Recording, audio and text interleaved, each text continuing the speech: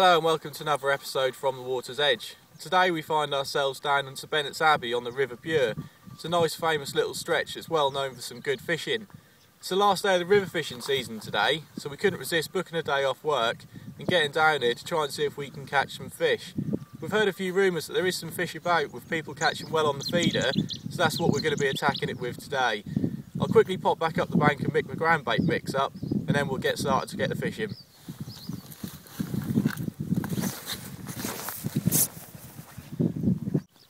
My groundbait choice for down here on the Bure is quite simple. I use 3 different types of groundbait with a couple of little additives as well. My first choice is on glaze from Vans and Iron. I like this because it's quite a nice reddy colour and it definitely is very good for the attractant. Basically my 3 groundbaits, I mix them a third of each really. Secondly is Bream 3000. Now this is quite a light colour but it's very sweet. And especially for the little skimmers trying to get some competition going in your swim, it's one of the best groundbaits there is. So add a third of that. And then finally, Black Turbo. Now this is really heavy so it helps it get down to the bottom and it does darken it off so it's not too alarming to the fish when it's on the bottom. If anything, add a slight bit more of that than the others. If you give them a mix together. And then one other thing I do add is Passioncino. I'll quickly show you that. It's very orange, very yellow, and it's very good for visual aid on the bottom. So don't put too much of that in, just a nice pinch will do. Give it a good swirl around. And that's pretty much the base mix that we're going to be using. The only other thing to do now is add the water to it, but before we do that, we've got some Bream mix. Hopefully this will just make it that nice bit more sweeter and it will give that extra bit of attractant when you're adding the water. Just a nice big slop in there. Give it a mix. And now you just add the water. Do this slowly. Make sure you whisk continuously. Try not to get any big lumps together or anything.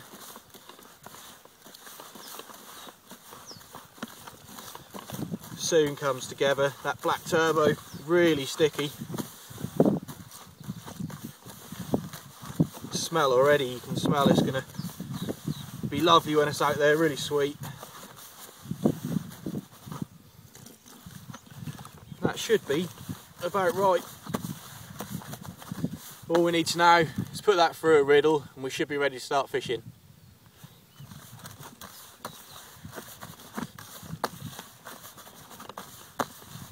Riddling your groundbait is very important when fishing the river especially. I'll quickly show you why. This groundbait that I've literally just mixed up, you can see it's got some big lumps in. Now that in your swim is not going to be good, it's going to be very alarming.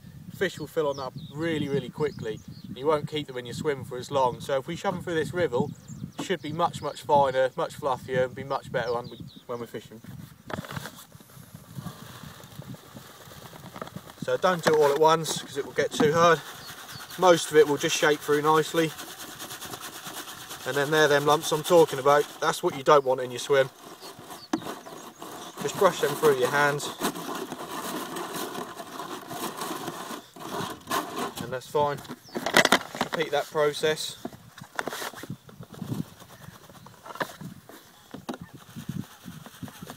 Again, you can see most of it is actually okay, but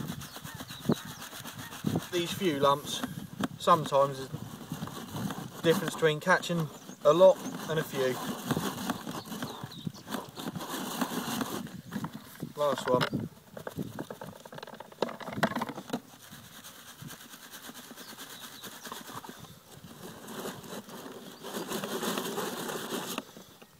And there you go. You see the difference in that to what we just had. It's really fluffy, really fine. That should go down lovely. To go with our groundbait, we've got a couple of hook baits. We've got some maggot, we've got some reds and some fluoros with the odd white in there. That's probably going to be what we'll start on. We've got a nice pint of casters. Again, Bream love casters, so always nice to switch on for the hook bait. They'll also be going through the feeder. Now, while we're on that, we need something to go in with our groundbait. So what we've got here is the Bream's favourite, some nice worm. What we'll do is we'll chop that up with a few casters, and that'll be what we'll use for the carrion mix that will go in the groundbait. So hopefully that'll be what will hold them in the swim for longer. So all we do is get a big handful in a bait box. This is where I add my casters. Good pinch of that. And now we need your scissors to chop that all together into fine little tiny sections. You don't want nothing too big. Make sure it all goes nice and small. Some people do like to wash the mud off the worms, but I'm not too worried about that. I quite like the fact that it's going to be colouring the water up, and obviously the worms have been in it as well, so you've got the smell in there. Why wash off what's already there?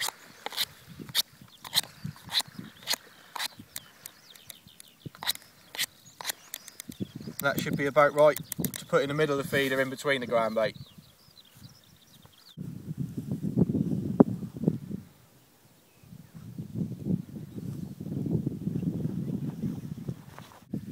My rig choice for today is very similar to whenever I'm fishing any river really. I can't think of many occasions where I wouldn't use this rig. To start with today, the flow's not too bad at the minute, so we'll be starting off on an ounce feeder. We may adjust that as the tide picks up or slows down. That then runs in a loop, just so there you've got a bit of play before the fish feel the whole weight of your feeder. And on that loop I have just got a quick bead, so if you do get the occasions where you're struggling to hit a few bites, if you just slide that down and make your loop smaller, you'll find, especially with little roach, you do strike into more bites and you put more fish on the bank. That then comes down to a roll and swivel. This is a twist buster swivel, so basically it stops any twists or tangles in your hook length while you're retrieving. I can't really think of another time this rig is actually tangled, so it's very simple but definitely very effective.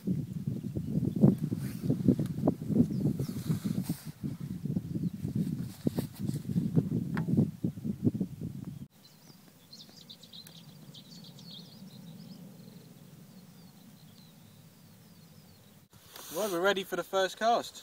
What we'll do is we'll just nick a couple of maggots on. That's what we'll be starting with. If you nick one on and then two, always start on double red. It's a nice confidence booster. If you out to see what's in your swim and get an idea of what's going on. Plug in your feeder.